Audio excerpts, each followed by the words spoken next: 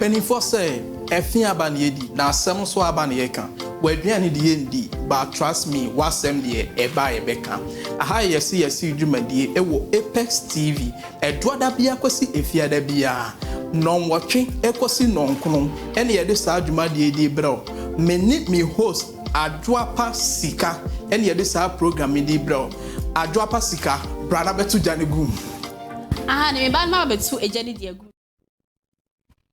Alright, nti ma phone na akwa abade mobile AG Apex Media. Ye show kwa whatsapp community 26 ho na ohwehwe na obehu yen. Yo all the other social media handles TikTok, Facebook and YouTube. Okwa share, subscribe, like na for agent so efabra. And then so that for 4th of December 2025. In fact, ye kopa nti me ba ha bia me ma wa fishia pa de bia me ma wa fishia pa sa kosi sa. In fact, December no be yera. More official pastor, and we a very special one from AG Apex Media. Wow, shey bia more official pa. I think come na metu I feel say na bibia ye na just asiti na mu ni bibia ekọ kama pa. Into wow shey we a very special one. So bia nya more official pa. In fact, ye na be first person na be sad because ye dream ho. Na wada je na wo mra bibia so de hwe so ye ni so. Indeed, the only way we can appreciate you is saying Happy Merry Christmas to you all. And now see me MC I watch me live on TikTok, Facebook and YouTube. Amonya bi ahwe eye bra mic.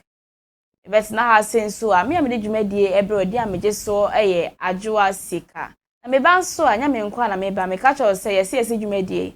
Me name is Mr. Possible. And bet na see a trending stories ahodo ebobo ni nyina no.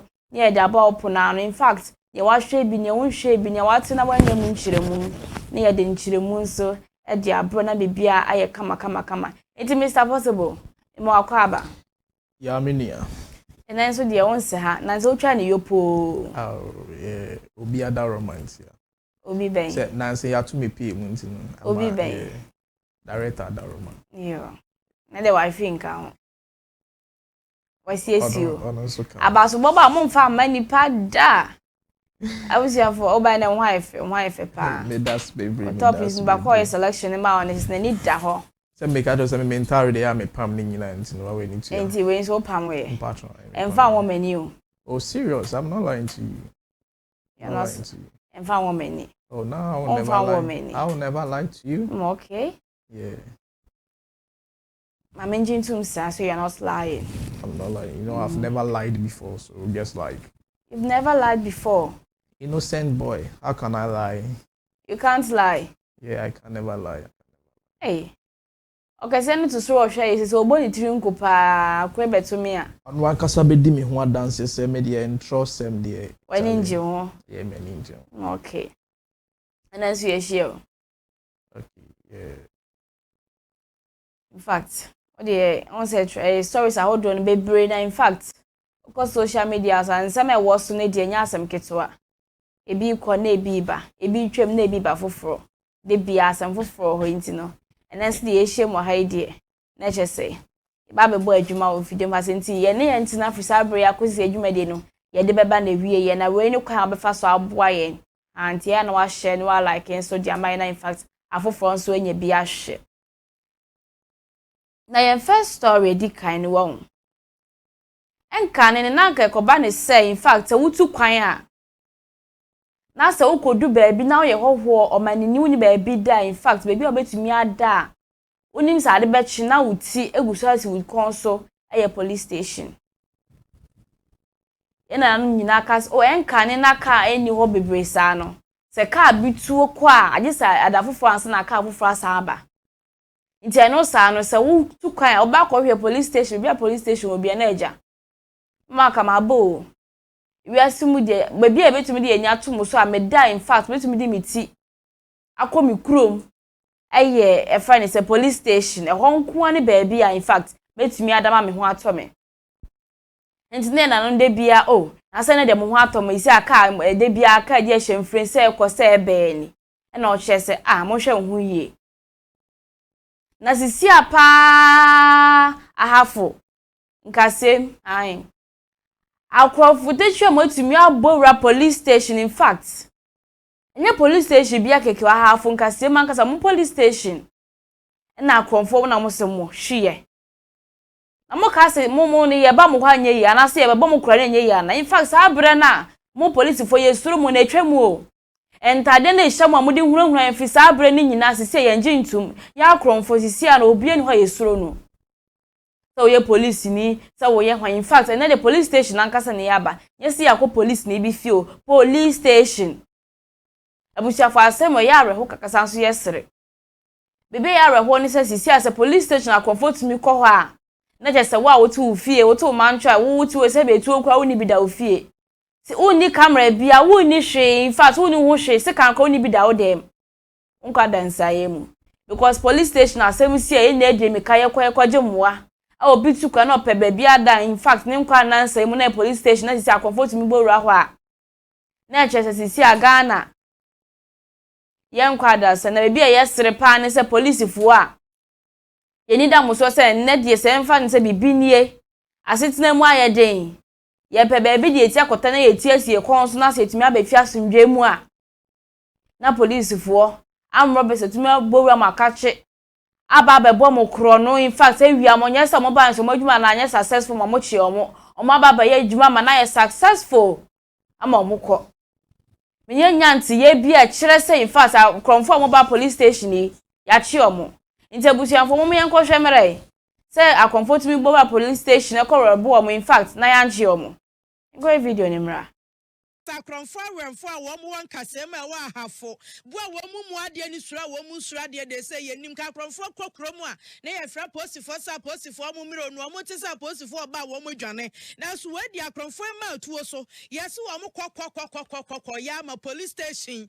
yesi wo ma kokko wia postifo siso wo mu tuo no wo ho niam nyina de ko police station wo mu guso ye adwuma o charge office obi o bi age ne de na asemi na ye yanwanwa ma sade a wo dwen ho a wonti ase akronfo womu kwa ho abre o madeda na asase o mse na womu guso o mo ye adwuma awaso TV rural bank fo adwo o mo de koko shade fo adwo o mo de wani ada de na dada mu de na yedo o ye den o so yedo kwakra yankwa homa so na kofi anani obolo wono ene wo ahafo nkasemu na asemu asia dane ahudwire obetimi asoso amaye aho obolo wo pa kire se akronfo na on bank asemu ani efra posifo so am nkwache om no efra posifo na enko because om phone kura ye de fra om asiso kura no akronfo na diko me ya ba che ka beda wase ele ba hapo kasemu na be pe mo ate no ayume be 4:30 to 5 ho ana ye tinyane tiesa akronfo aba na ne nyina se emra boys na chese tu katakata ho no ana ebi na so say ante mo beka ya be 2 weeks ni ana soldiers for be ko bo wom ente ya mo nwanwa ente soldier for na sabo ana boys ni nyira yi o mu dwane ye no ana akwafo ni di ka ko ko shed ehonum ana mo di ma track ni da fom ana no mo ma setu ho no mo di nisika o mu firi ko shed ho ana o be se ko mobile money bi e wo animu ha ene no so omukọji no omura no mukọ bank wajiri no mukọ police station na anwanwasema ewo mu ni se police station no mukọ ye no bibusa e say police for one kase wo mu ye 8 e ma ye 3 ene mema enso e ye 5 na aka oba ba ko pe na wo duty police lion police for 3 ene wo ho e timna ko fo ni bowura ho no ana mbusa oba ba ko say madam etu no wai I'm say to be no to me to ne tre ni ti mo ni to ni ti ti mo ti to ni sa ala fo mu ko yi to ne de e to mienu na mu yi na enipa mi su dem o mo di to ebubu bai oda no efie ni mu na mu nya ko e gan ekoye na be pe mo ha be sa na esiwa na koko class ni chese sika munya agi ye no ye 140 million.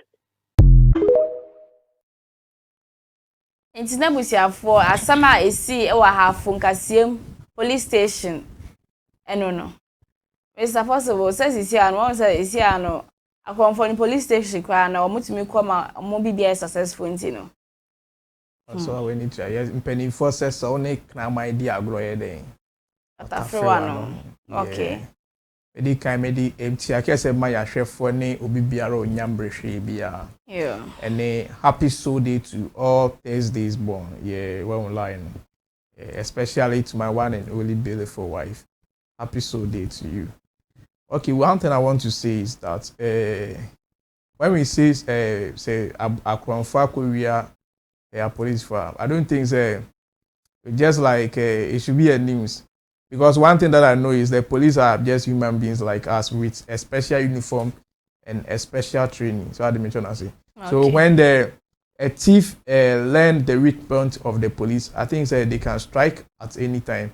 And this shouldn't be a news because I say they were a police for no more than from for anyway, you know. And I'm like in same be saying a day. To me see because in fact say police no kwaje bribe e we honum and I say to me do to the map or for e man de kobokro no a at the end of the day no he is not afraid to come to your chamber to come and take the gun himself because you and the thief are both hot corrupt so I mention I say enti no e omo na meka so omo ye ma enyama na kodu say like omo nu nyama ye den aba form because of some certain behaviors that they have been putting up. And it's not in the same way it means because we know in can the public to be a career police for the na any regular but all the same it is them who have caused all these things. Okay. It's a for yen to us near they say utility tariffs. You see an yakobani say in fact a few more in fact I have Christmas crab do not just say light bill ne water bill in fact ye too. Ye betum ankasa na electricity bill ne betum from 9.56%. Nti mo amutua bill in fact na musu no mun cost wensu because you say na esanso de biba. And na water bill so ye betum 15.92%.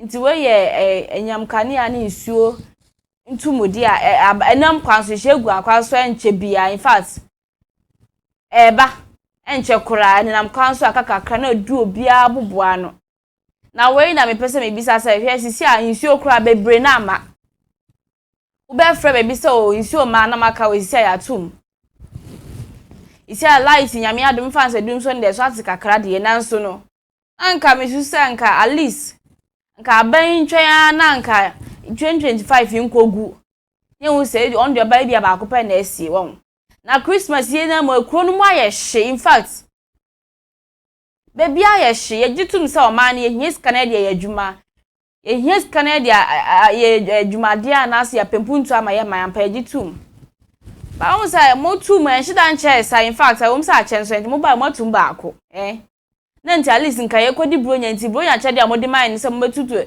enyankane abuom ni nsuo buom ana o na sisi a ba behuri akọ na nim mo nya study mayo na se nsuo yi ma nsuo bebre na in fact e ma omo amuwo efa ne se nkuru akese mu ne omo nya nsuo omo di adanse se nsuo ne ma nti se nsuo ne ma na mo tum no sisi a sabi o mo pese ye den ye gitum se o man ye hia sika ye gitum obi agitum ye pempuntuo because anu nti na ye to aba no asisi ana mutu mu dindindin a yenim se agi bi nhye ye ho nche ye be ne dey esmas nso aba me possible to any budget na so musa so ba beto light bill mo sanso to water bill ma na ye be ne dey busuafo in fact ye be ne dey Christmas so mo freije na that matter dey we me mpa boa we ubetu te ne nyine bi na so abeka che say in fact ye to water bill me sanso to electricity bill ma na ise ye ndey yenya ne den pa na yeye mu hu ye mo boy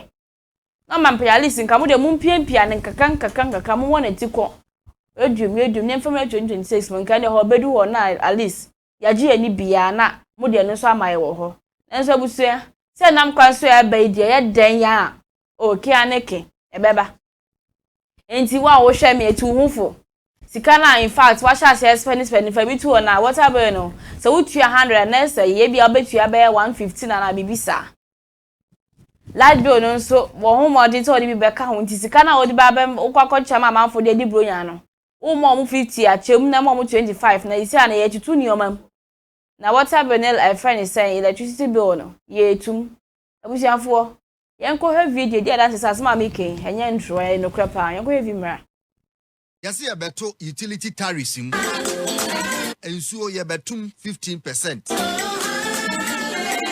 ensuo a ye tono saa so e na eye electricity so eye 9.86%. Asa monye careful na munya nru ba bia ka mo afi kra ntwam we na nka se mobile 1 year na yesi mo sa atum ba ko ka ho bi nsuo iso emma ne ka nsuo asem a ya tum no Ghana Water Service o matum we ja plant no ya shutting it down we kra me ka last time me nya nsuo farmers dem kwai nsuo mu ma yesi ye beto utility tariffs mu ensuo ye betum 15%. Ensuo a ye tono saa so e na eye electricity so eye 9.86%. Asa monye careful na munya nru ba bia ka mo afi kra ntwam we na nka se mobile 1 year na yesi mo sa atum ba ko ka ho bi nsuo iso emma ne ka nsuo asem a ya tum Hedi abusua na no so no nti light bill no water bill muntumu aba ne de in fact eba nti obi amu abo no Mr. Possible ade na nya abo Me say asemo oh aba Charlie sa new meters no mo de buy no eno cramp yi hu ano na so just imagine say almost sans wa betun eba then what's going to happen and the most annoying part is even the tap that you are talking about the taps are not flowing and so name back into wotum no then pan na wotum so mu book ni omo pen ni na fie mu so omo be na mu oh so what are they increasing for?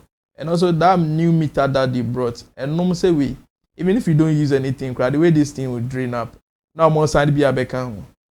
Oh, they should look at it for us. We beg them, you know. I don't know crying to me now side for us and becan. Just like you want to finish us. Yes, we are crying to me so. Yes, we are to do into me so nice as casa jikakrato so. No one san coffee be just best to us. Oh. Umeni sumami ana de mehwini mu ye de edane aben and said ye be abe ye busuafo agibi yo e was ye buchiro mu yo yate yento aso na na Thursday at least ye tufu na Thursday nti ye tumi tufu ma ne ye na chamba dia kofi babone fo nyina ye nti obi afo na Captain Smart no chese share me mafamo ama ne broso Osina me kai sa abra ne pa na in fact abrant me so na me de mani asi oba bi hu so oba yi die in fact me am hwese ne oba yi si kwa metumi hwe me mfimpa de maka se na nka me mfimpa de ayire pa me hwehwe ma hwehwe nyina oba yi na ekoi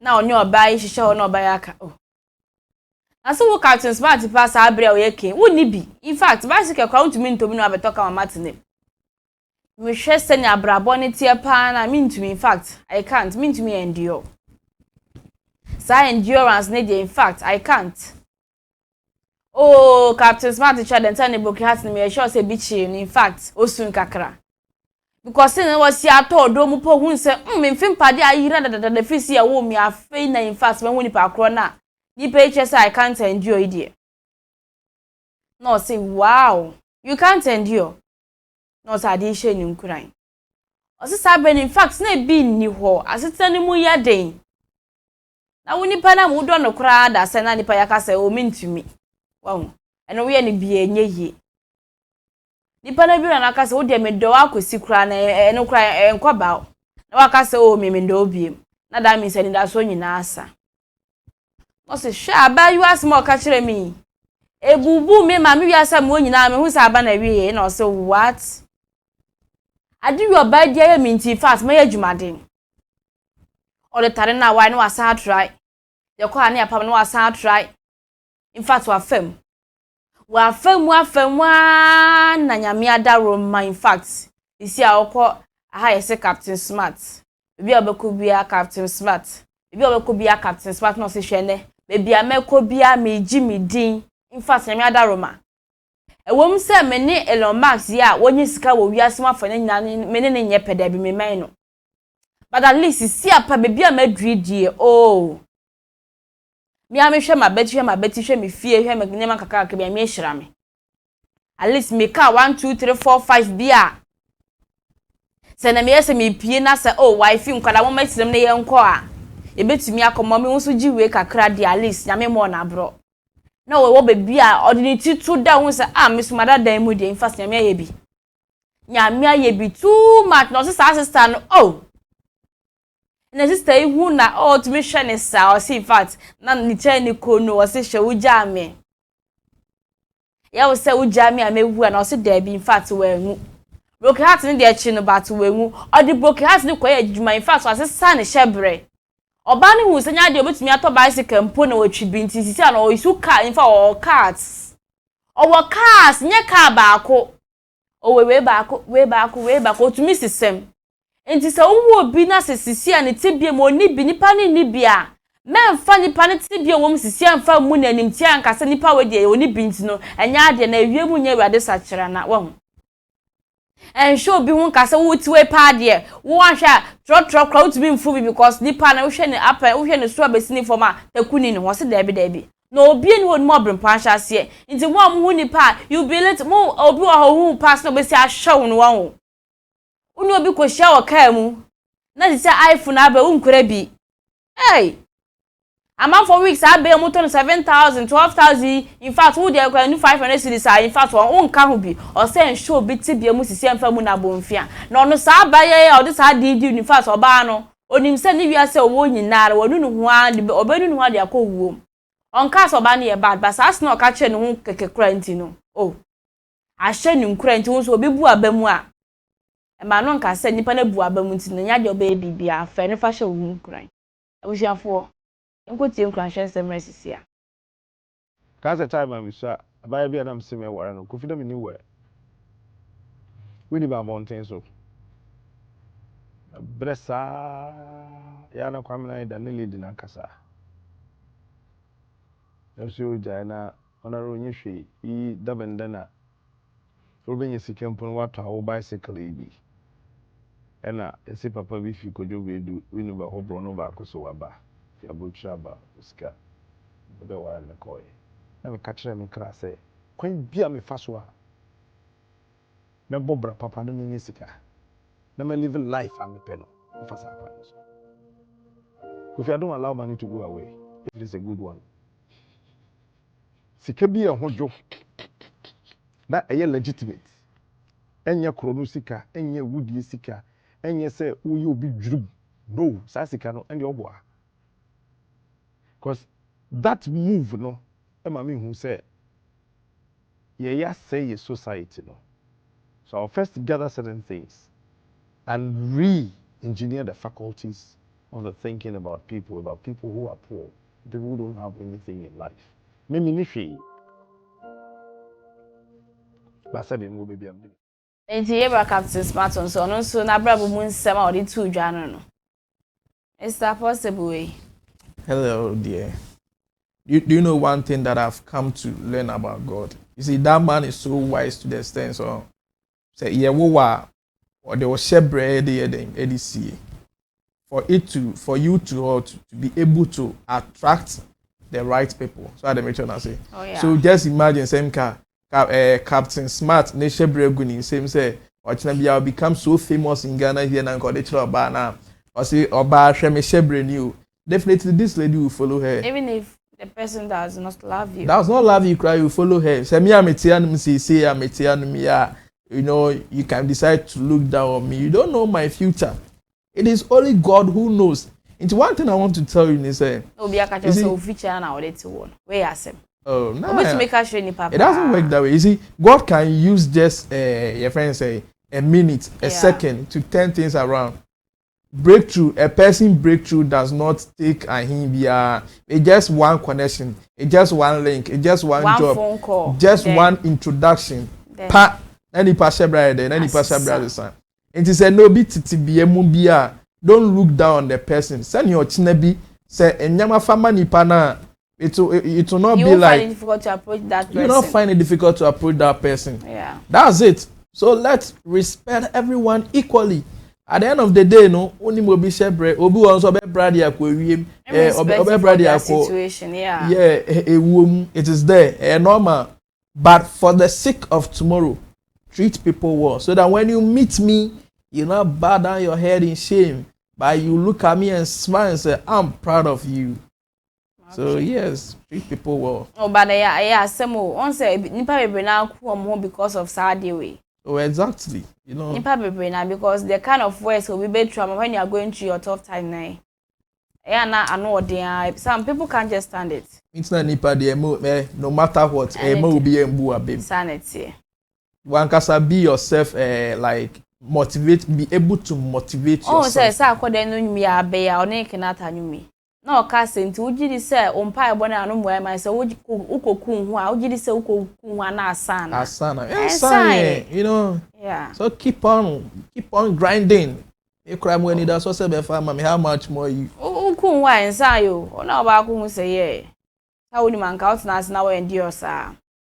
Interbusia for yento aso na fire oja ho.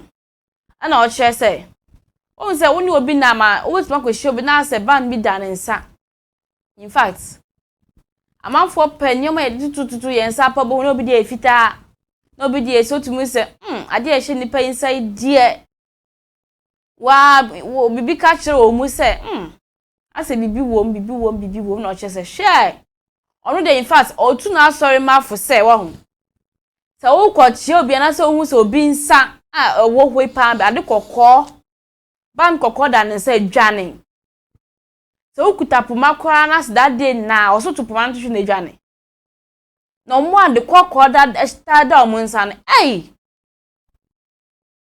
Omo hu in fact ade kokko nya ade bia de papa so bia de to ne nsa. Nti onu aka che ne nsori ma na aba be pia bonti na so wo nso wa bonti ntie bi. Na ade kokko de eni kwan se wo de to wo nsa. On say ye ba na say bona obi di danger na o da born nsa. Na da mi say ni bra ba nti ade kokko de to nsa e wo nkyerase e wo effect negative effect wo abra bo so nti no onu fire oja to obi afo. Say mbokra unu obi date na so nsen pa ne kokko da nsa pani ni njai. Mani broken heart ti na kuma ho na neja no. Adwubona ba nipa ni tirim. Adwinboni abani pantim so pese obua obi na se nipa ne balance ade kokoda ne nsa emwa no. In fact obi atwa plane ticket na ukola ko hena sa de kokoda ne nsa emani wa plane nim so na atwa ticket ni ma na webere osa de kokoda obi nsa dabi say bia Mr Possible free fie ba na mu sa de kokoda ne nsa nka na studio ha nka onwura ha ye mani nwura ha osa de kokko nye inti mu abibia mo de beto mu nsa anye se wo se o ade wei na o de ato ne nsa onwe ho ti a media ade eda mi nse nka kokwa in fact nka ne nka ma menya adwuma fidiem ha o sa de kokko de enye se pambo se o de ato nsa eye hu class no wo inti mu amu na amafo wa adwuma mu a oni omukọ competition na de kokko da mu nsa nyina twonho oni obi ta ato nsa didi wo chance na de kokko da ne nsa hwe yie abusiafo ade kokko ehu especially odi ato nsa ehu ade obi ahweme na ade kokko ehu o ade kokko ehu obi ahweme na ade kokko kra o ndi ameka obehweme nim ade kokko ehu unso obi ade kokko ato ne nsa no na meka ho asem ba menim nyo pese wo ka ade kokko ben bio na wo ka ho asem ya wo hweme nim abusiafo ade kokko no ehu obi de ade kokko ato ne nsa no wo adwuma mu a hwe hu ye woni pa no na nipa ni hu very weak ntimu asum sa wona wo yire nso tina sa we sa ade kokko da ne nsa fa ho adwene e be ba nso afa ho adwen onu wo adwuma ma afa ho adwene onya wo de be yo abusiafo yenkɔ je futu ma na nya ade kokko ade tu yensa no wan na wan kofa bibia nto wonsa ye kokko hu se ade kokko de obi nsa wo ba wadwuma mu azinadi ade kokko bi da ne nsa eba obi di ade kokko to ne nsa no obe wa mane nko nachi na meka kire me members for se yemfa de kokko nto wonsa emfa bi nto wonsa enkoto bi mfa nto wonsa ebedure ni we na gini na akosa ni pato no ton ma ne ho menye na meka kire me members. What is your problem? Pentecost for aka kire mo members say why na wo man fa wo yangu o mo so wo say president ni bia be kasa kire Pentecost for yo omo no members no maka kire so ye nyusu o yo. What is your problem? me members me followers me say ene kura no maka opa no ati hwe na wa ma osofo obi spiritualist traditionalist ni bi e ma wa de kokon fe nto wonsa opa bit me atwa fam so akope bi akoto nsa mfa me ho. I'm not forcing you.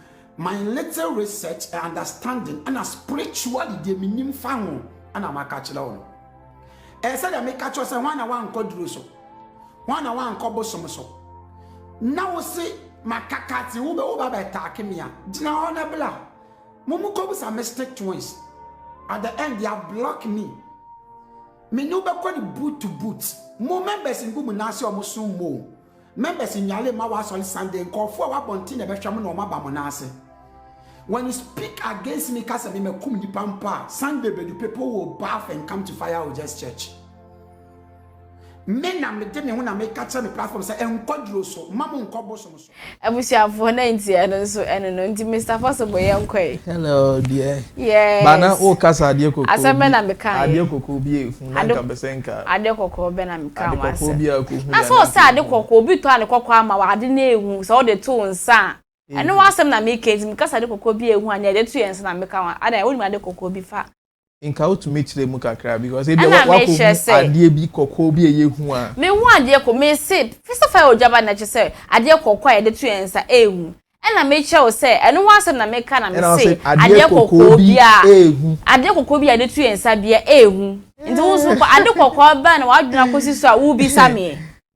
Me dia sama aka na ebo me pisa. Ena me so mpese mi say ade kokko ba na wa dwuna kosi so a wo bi sa. Alewa ye kokko nya kokko. Ye ka kokko pa o ade kokko no ne ye ka. Ene ko jan so ye kokko. No so ka won say ehu. Ba ye we kokko bi. Ana why o no adu na kokko be. Na kokko. Da kokko be. Na kokko bi. E wo so uti ne wi show na wo so uti. Mini nkyeremu bia nka me won nkyeremu nka me be ma hwefo a mo hwe me de bia.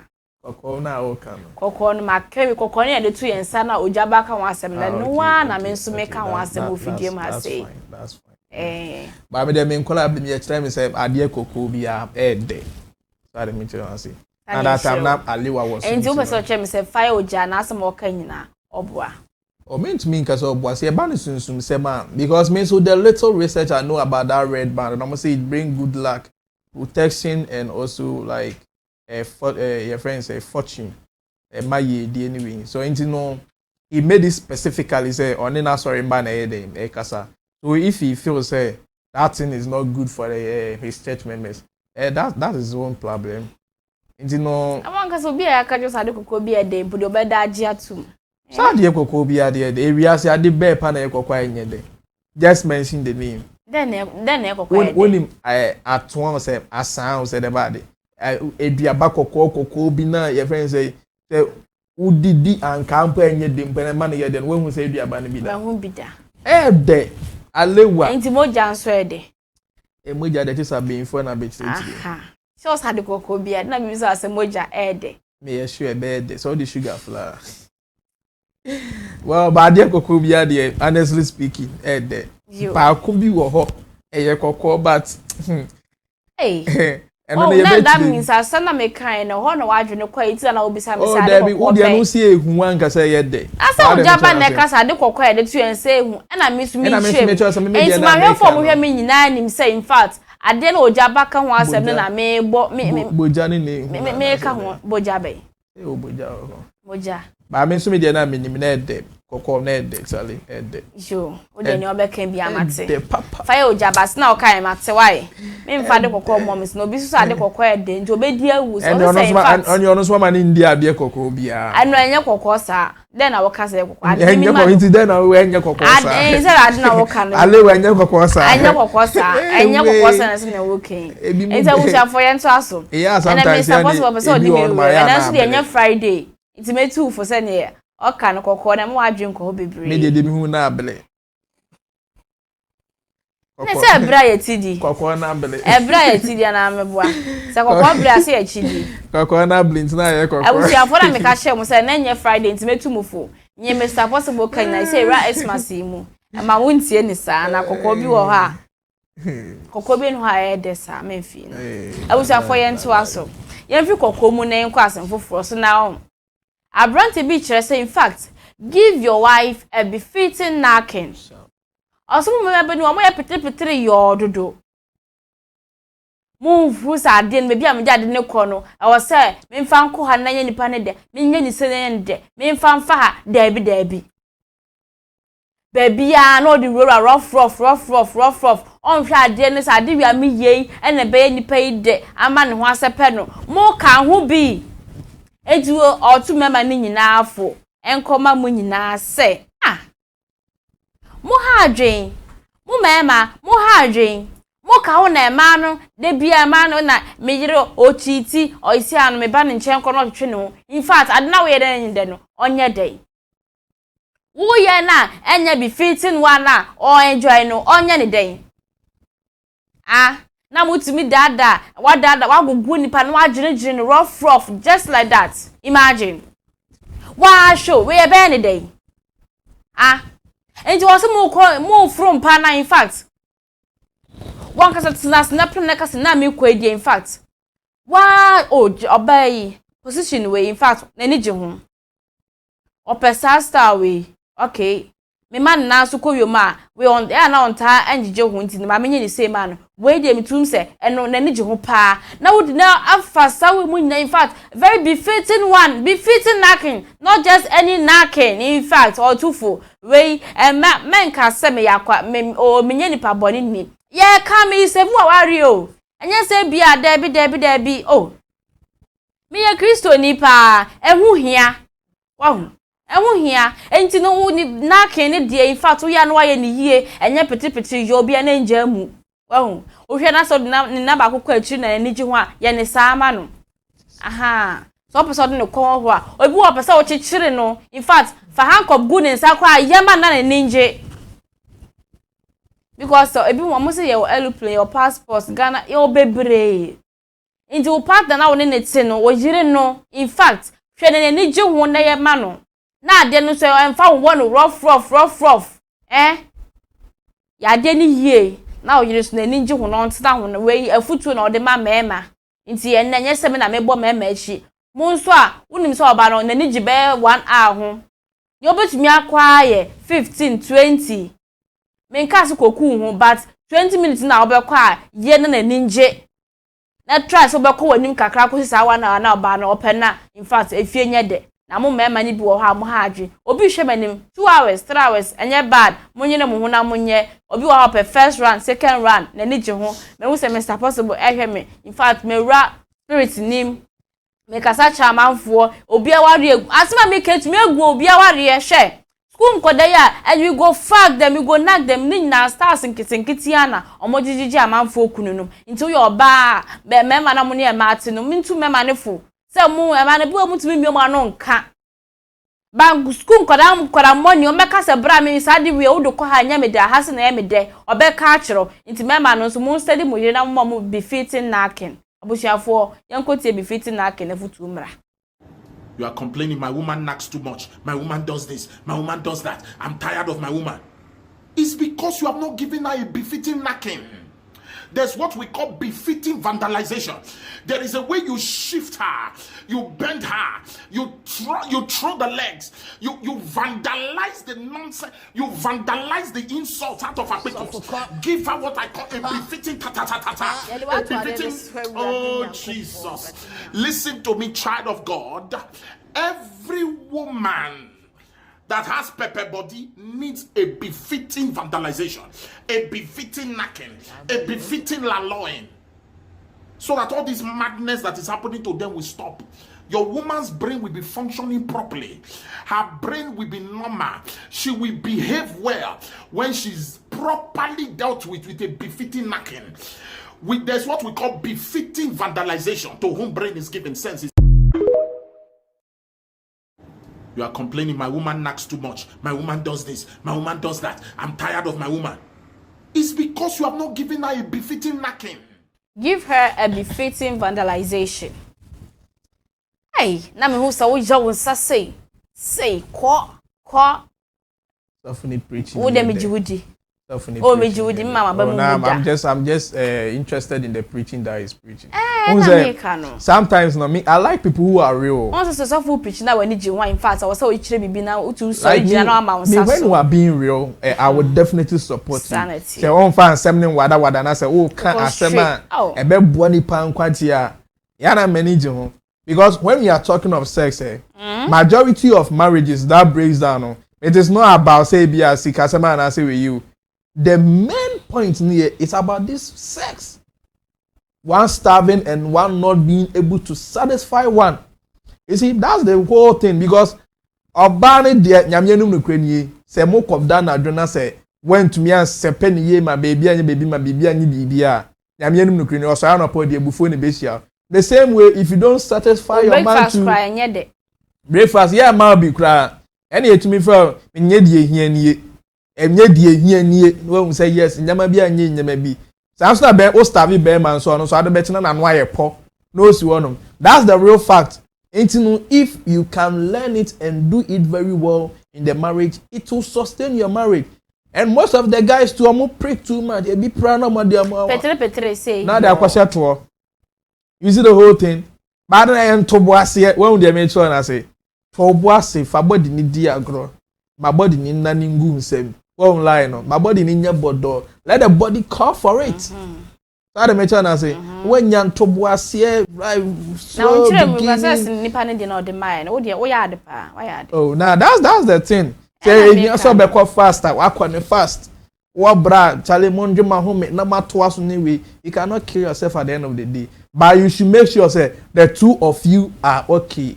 Ubiye kra ube man we mpo no honey are you okay, do you want more chale this kind of things no the way we kra the way you cuddle the woman no and no crampo no like there's a one satisfied kra man you okay so they mention na say e do hono man me man no ndi agro because e hono take 70 points so and so na chop money in year 25 and so na your friend said attention ne communication in so na be kema and so I think that's 5% so said about it. It's your honey the failure actually.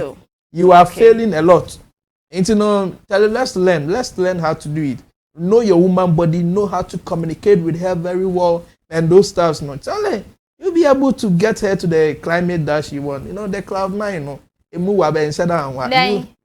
Cloud 9. And also ne day. Oh yeah, do I wanna be so when ni amba ni na dane now oh put I go quite believe at no. Well lie no. So I love what the man said, man. It will help many marriages. Oh dear, what kind so near bad. Really? Near bad. Really? Near bad.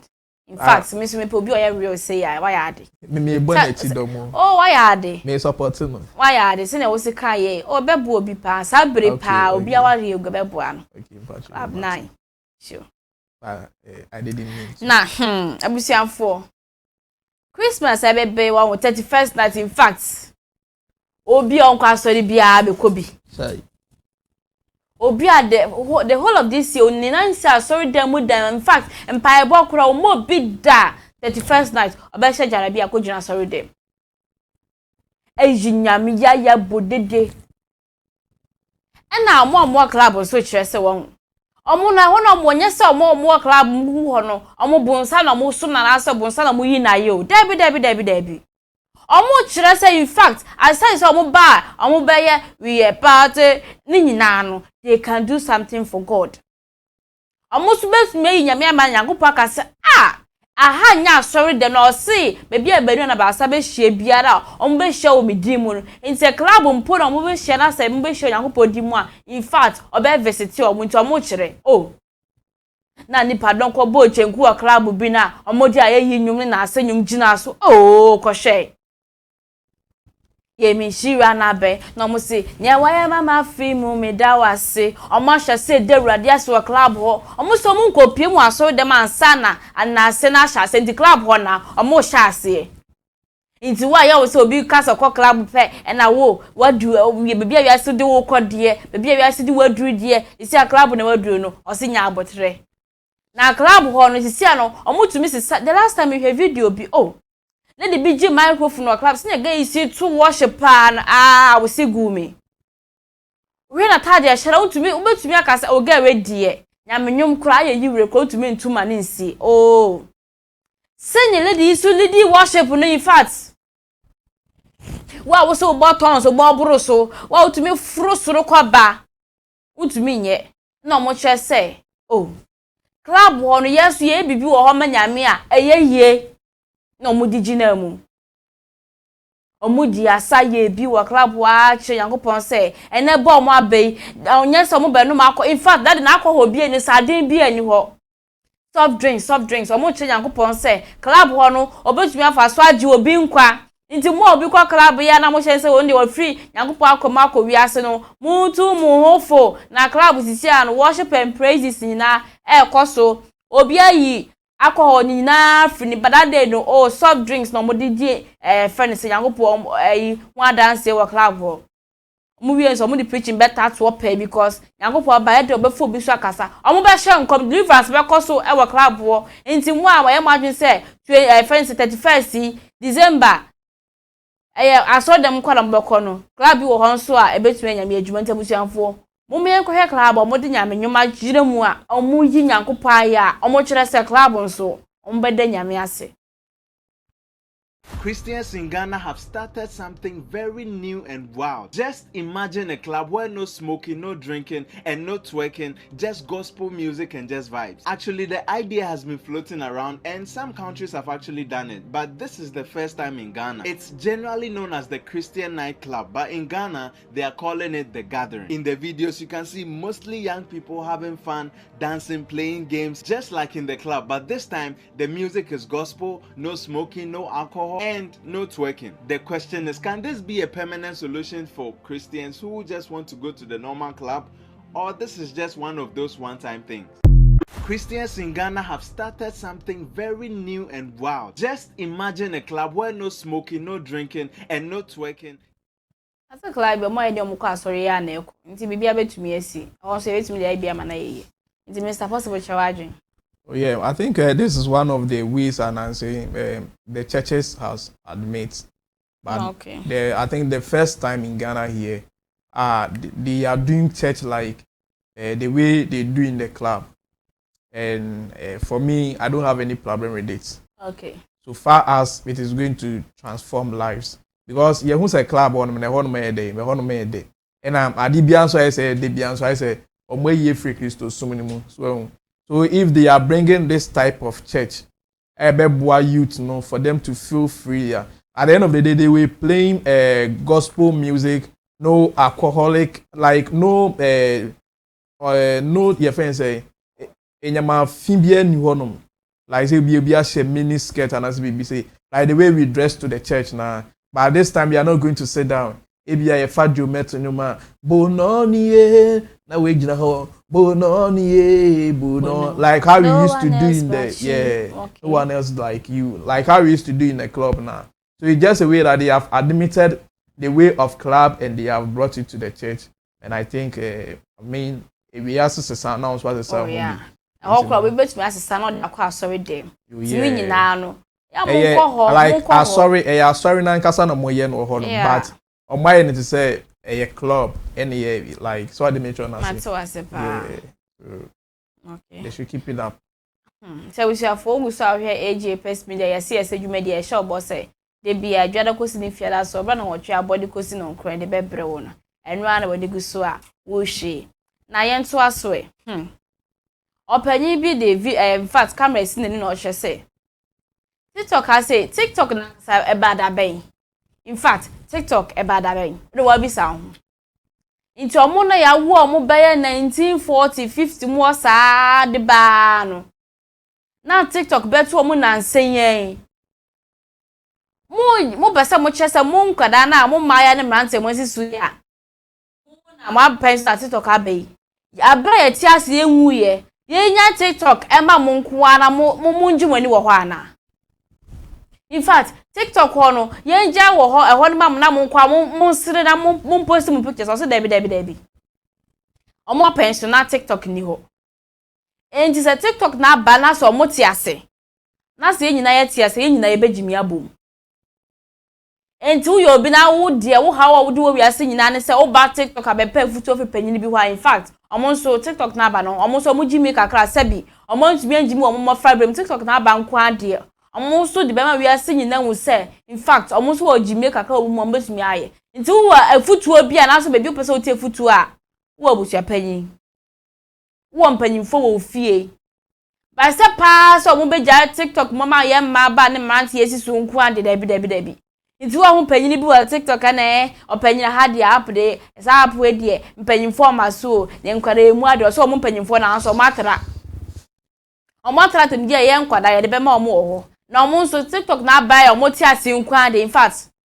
we will all enjoy together TikTok na ma omo apen so nti sa balance omo ti ase de a we shouldn't expect omo de be ma ye nkwa ma ye enjoy or because TikTok on ho ani gie nti uko hu panyi bi na say in fact auto eke uko hu panyi bi na so yi nkonya yi concert bi a ma ne nyon ka emeka sen panyi na nka ye ba ha ebetumi anya futu ho no na waba u ka sabi nsamfu anase wujimi o se daabi upa futu a ko abusua panyi ho betufu na busua bi abusua panyi wom na TikTok ne dey in fact aba mamrante e ma ba woni nkokorafo ne mrafo nyina enye obi ade a abusuanfo she enko he video ne mra na ya penso TikTok na ni ho afa na aba endi ye nya nkwa no mamu nkwa mu nyimi o ye nyina ye jimi akowu nya ha na bepa futuo di akofi akoyeyi abrawo abusua panyi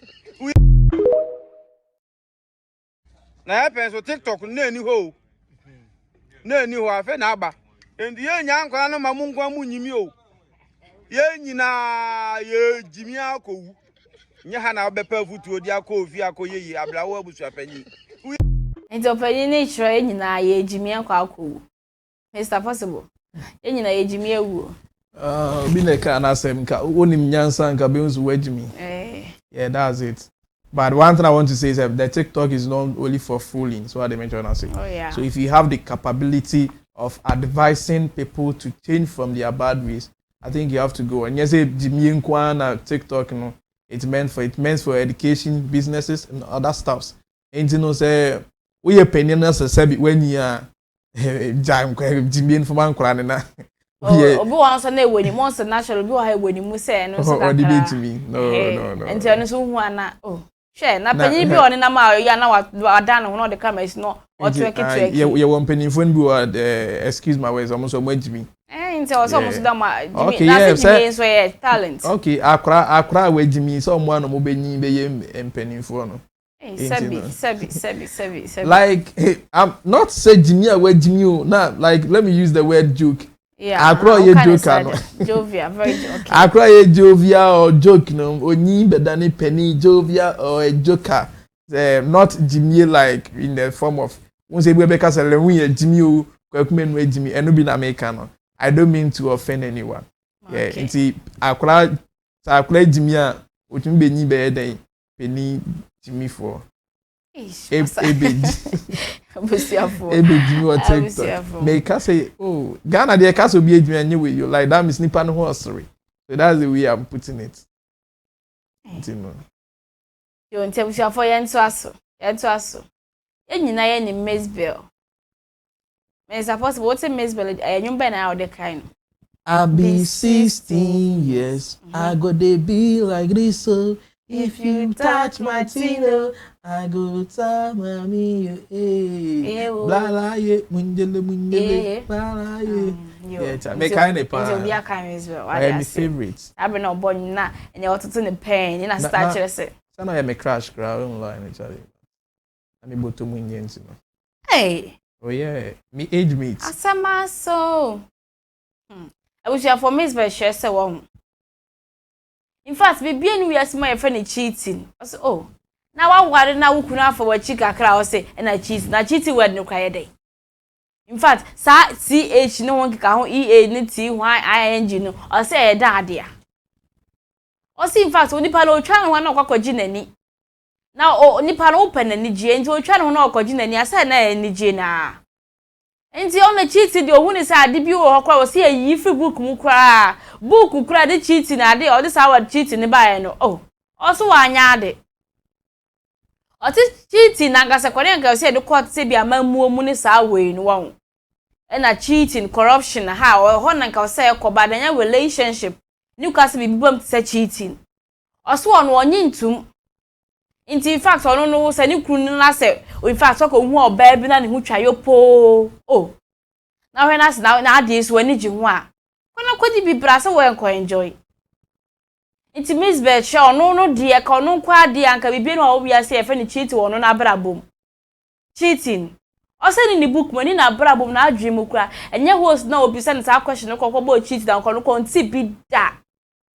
Gonma de kro onim na ade ban. Enji sa ade bi omoka ni cheat na obi yes ono Miss Bet die lalai. Uye ni kunu uye ni boyfriend utwa fa ho anye cheating in fact oron fa ni cheat ohun ni normal vibe. Into your bow so tiase. You be an better as my sister. In none better as into then the atiatum. Or say in fact cheating the any barabum, any ni book mu, any she munti cheating or any free system na yenya cheating na yen and my pension na cheating no. Ya ni akohwie hwenim sa na cheat na bebe ya a relationship ni ya aware mu. And so egu aware ni ma bebre ndi cheating there in fact. Ono ni me be friend cheating. Ngo he a video no mercy say ana. Mo am pay cheating say cheating na emu say ni ho. Ono na aka. I don't know who say so woni oba bi wo ho na woni oba foforo ko die is cheating. Cheating on what? Cheating on what? But if you are married and you are sleeping with another lady, who came up with that? Who came up with that idea? It's not cheating. You are doing things something that please. Bema ben no akwa ni oba foforo akwa da na nje ho. You want your husband to be happy. You want him to vibrate high. You want him to feel good all the time around you. Now wakodi obinye se odini nipa ni obe pamo ana se bia wato ka ma obe gye fi wosam ana se o ma o chop money okodi obi fufuro keke keke eno na lumba kodi keke a wa wo 6 size ya mo eno na minti say why are they making it a big deal? So I want nipa sect so awu kakra obi so awu kakra anke ye fe. I don't know who say woni oba bi wo ho na woni oba fufuro ko die is cheating on what? Cheating on what? In fact, Miss Bessa, any big deal cry. Any big deal. It's possible way. Well, so I would you. Oh, and yes, me I mean dear. Oh, send your American no so why would you sometimes no senka. I wish that our ladies of today will accept the fact. And make life simple. I will not advise any man say like wa warrior kwana kofa relate and I say we. But in the real actual fact, no, sometimes no. And I because wa would you be aka say normal. I've tried to explain myself possible best. Yeah, fancy a tian say say me obi ko yes I be na. I'll be happy. I'll be proud. I'll be pompous. But why will you about worry for? You not be proud of yourself. Why? Because you feel like that is your pride. This thing is not our pride, though. Or more. This thing is never our pride. But it is your pride. So you have to treat it as a. You're pride. Oh no. Oh no, you're down there. Now, Bible catch it. Bema onye bi the bet me the virginity the amobia. Bebe din say oband or bet me the virginity the ama. That is a pride. They don't trade it. No. One catch it here for when you pride. Oh, aba. Sisi ametra hanum sisi. O de senta me kasa wo die mi nti die. Enye se me die me wa samote no kra na say. You see, send Nyankopon bo obema ne oba no. Eye two different thing altogether. And what's the difference? The difference is Shwaya mobo. Etwe nim nyansa. Na kwate ya aboa. So ade me so na say. Enti mumu die nim nyansa o. Ye ne de nim nyansa. O say kodi na wo body. I corona me bobo body yeah. So I've not offended anyone. At the end of the day, no, no. Now me odo so nipa na sorry kwa your self-control is very less than as compared to yours. Obet me the body read them up be son for say run him here the o ma onye ba be ma dem en sa fiancé you na epia matoman uhu ne bo ojina kroma okeka nyama bom ba ensa fiancé na epia be ma na be ma otumi say tumi bi wo baabi And yeah, sometimes you guys need to understand. Yeah, maybe asking yes simple family yen to me leave. Most of my yes simple man no be a. What am one person better yasi? Yeah, better yasi. Is a more can somebody blashes better someone this week. Yeah, the man trini kind. Yeah, the mama most more better say. Sisi a ye mu na ebotiri. Most more better someone. Yeah, ni mu nyina na ebotiri. I say omo ajamu ani bi kura mo san de to mo ani ni so. Asuma de ye ni mu nyina na ehye. Most more better akoye BBL. Ya nkasa. Minti yam ye dia ba akopa odoma nkomade a cheye no. De bia na mo ne ye twen. Yes, sad na nti da mama ya kokodu BBL. Oh no, that's not it. Sad na nti. That's not it. Anyone. No matter how small your bottle is, God will divide it. Yeah. And maybe pedi a flat, maybe pedi a soon by. And you go for the flats and be looking for that BBL as well. So. No, we don't look. We don't look that minor. I got it. We know you better. Really? Yeah. Okay. So, I be say for mama yen to aso. Now, I had yes one. Minister of Education, Harry Idrisu say people with disabilities, in fact, from starting from January 1st, 2026, they kono. Obia oye disabled and I say oye physical challenge biano. That person will be going for a free education. In fact, on to have fees. Free education for people with disabilities. Starting from 1st of January 2026. No, say omo daily friend is saying sika e dem omo daily no. With people with special needs say not that time not 8 cities in a day, about 15 cities. That's starting from January 2026. Inti no we obi asebi omo di dem a omo neni yeti mantem omo ko school a abanje si was 2026 here ba be room in fact. Anya dey so make your school fees bia there be. And omo daily friend is say dey more omo a that cost 8 cities no omo betu mako 15 cities. Inti mo asebi omo di dem a people with special needs omo ne e schools ahodo ni nyina we asem de. Inti oni obi tisa na opese okọ school na ye ne say bia sika asem no sensem a hwe ni nkuransa aban otis we say 2026 January ebe ya people with disability they will go to school for free they will not pay any fees. And omo di anasa commerce ka modem omo 8 cities in a day nso omo to dia call 15 cities. Nti Harry Idrisu Minister of Education nsema odi abetu dwa nso no. Nti no owuni mo obi otisa nso abusia na wa hye ni nkura ka chense aban ne wasem de bi de ma no. Omo man ni omo titi mantem sa na mostly ya omo ko schools ahodo na.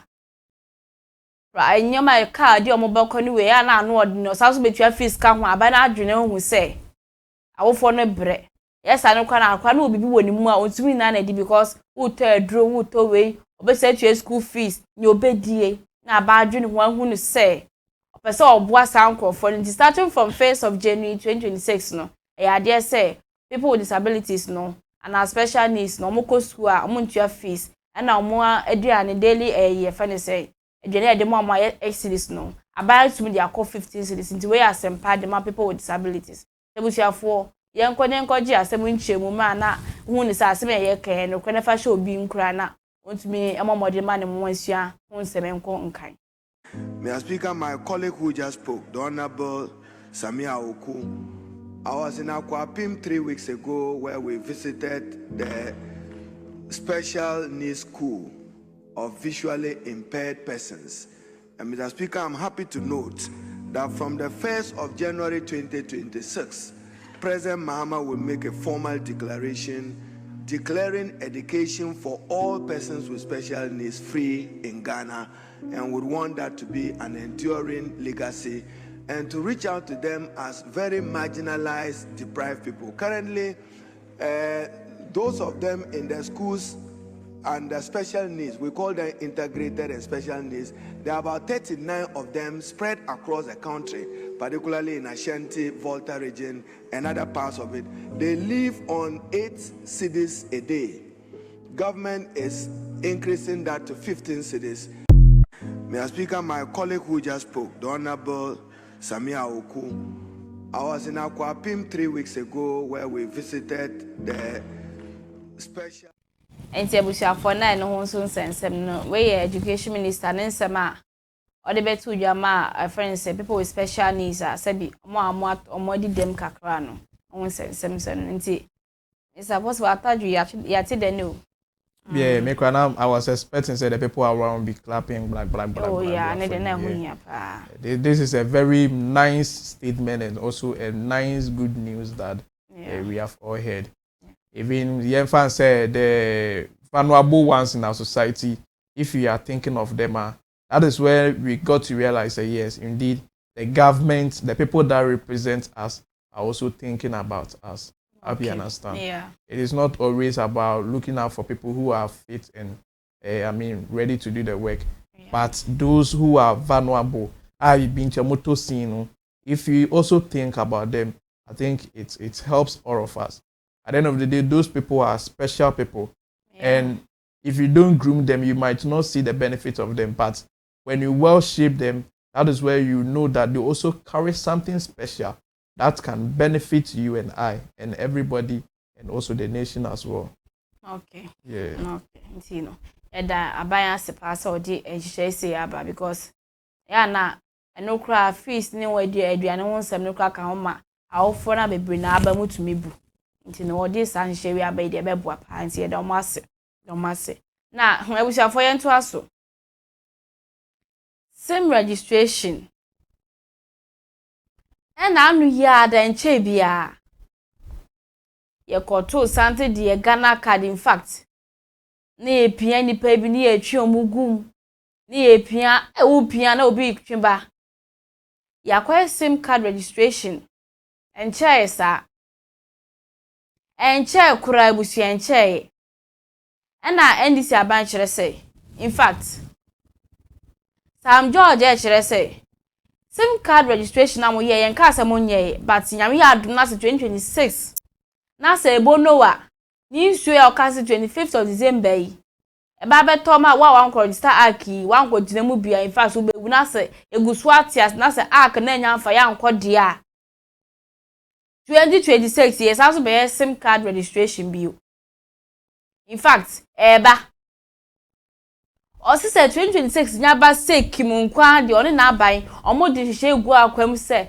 SIM card registration no esanso bebe bio nti utu na oboabo ho SIM card na oboabo ni nyina no de ato wo se Sam George kire say in fact SIM card registration no ebesaso ba so 2026 nti we me bo okoko wa ko register for no and arc de se beba no wo so wa register ho nyame ya adum na se ndru 2050 ba na se ati aka 21 days na say ya twen Mr Possible na twen say ebo no wa arc no nse no ka na beba mu asamamu a nyame aduma next year 2026 SIM card registration eba so live and colored dey kura I say me person mechanic because that day pa di obi di year me pa mo so boss asem we so no won adi obi di year me abusia de o menko video ni ma na me kase me kan ahia obi be so ma me anope enne ye da sorry ya asem a ya tene se yewura Sam George honorable Sam George what they about to just say SIM registration ayeye no under MPP aban no ene say YESEE 2026 na first quarter of the year no nyankopon ya adomo a nhihye nyina koyi a Ghana fo nyina esan akosan lai na SIM registration no ya san sha sefoforo na de under MPP ye no under honorable eslausu ye no wachira eye mogo o se yakosan lai kwa yakogina wiem ama wi ahye kwanfa so bi amaso enti afei ene eba be register ye SIM card ni ye ene ye da sorry ya asem a ya tene se yewura Sam George honorable Sam George what they about to just say SIM registration ayeye no under MPP aban no ene say YESEE 2026 na first quarter of the year no nyankopon ya adomo a nhihye nyina koyi a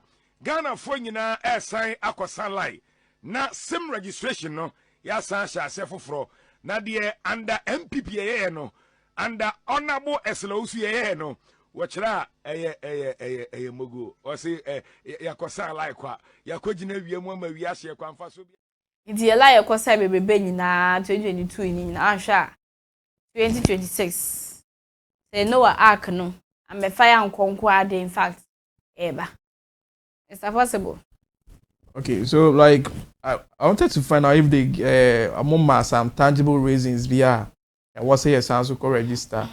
And as a and to then the area so hoping to. But kona ye no. Enye papa and as a day. So what is going to be different about? Definitely they will come up with what will be their reasons. What is going to be different about the last one and this one? I think Charlie, the stress that we went through just for this SIM card registration. If truly said we are going to do it, then we are not going through that stress again. No. They should find a way. It should be, stress free.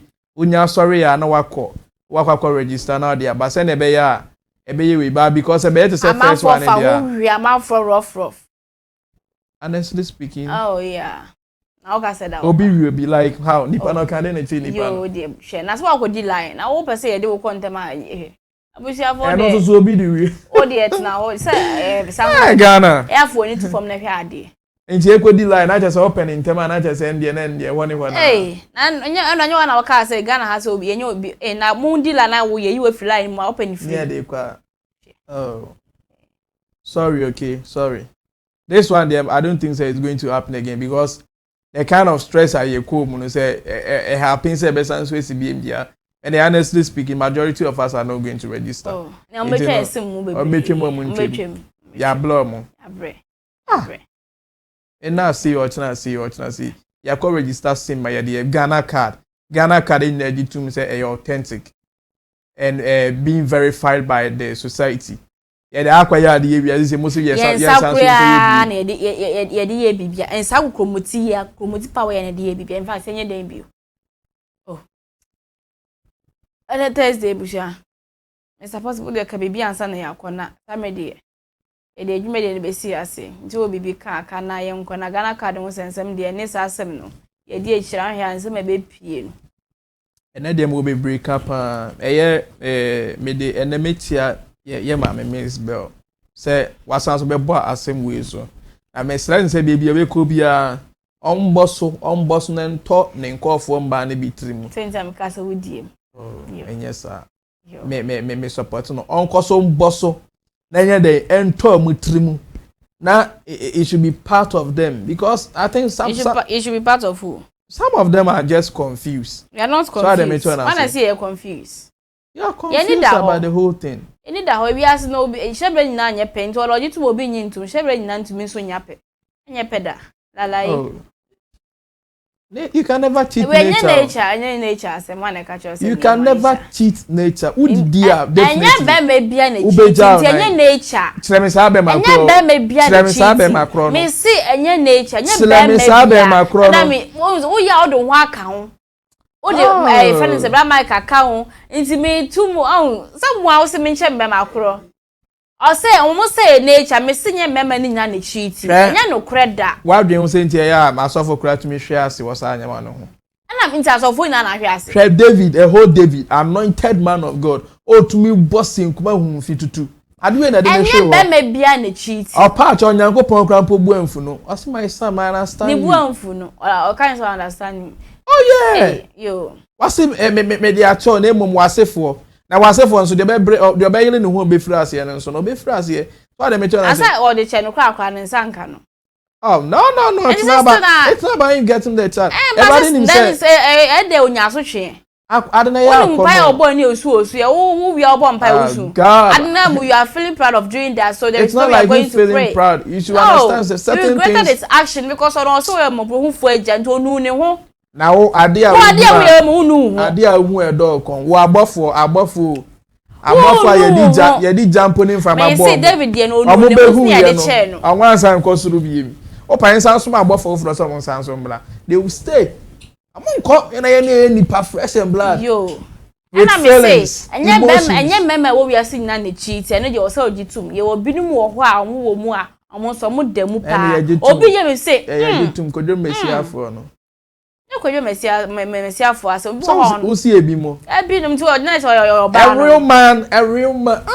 Into I was we be ma uchi da bi I no dey mean jintum. Me cancer sir. Yeah, but say a real man and it means that if you not cheat then you're not a real man. Let me clear myself. And you say we be ma kwana ko cheat you. But the thing is it is part and parcel. Ewo ye moje ni mu.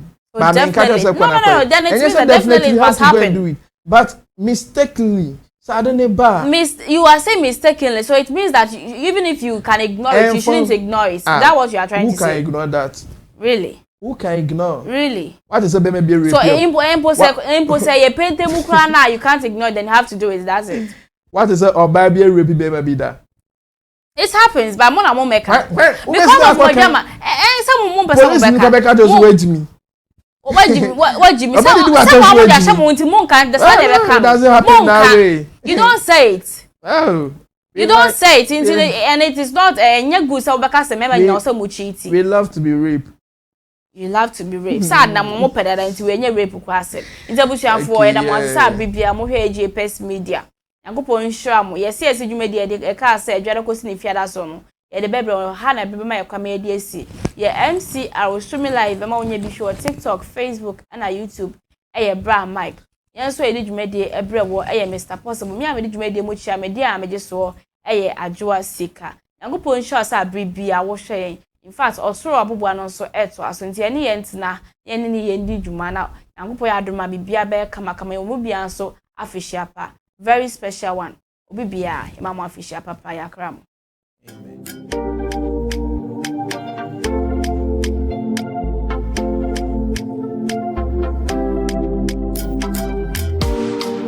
Empenifo say efin abane yedi na asem so abane ye kan waduane de yendi but trust me wasem de e ba ye beka aha YESEE dwumadie ewo Apex TV edwoda bia kwasi efiada bia non watwe ekosi nonkono ene ye de sa dwumadie di bro me host adwoapa sika ene ye de sa program di bro adwoapa sika brada betu janegum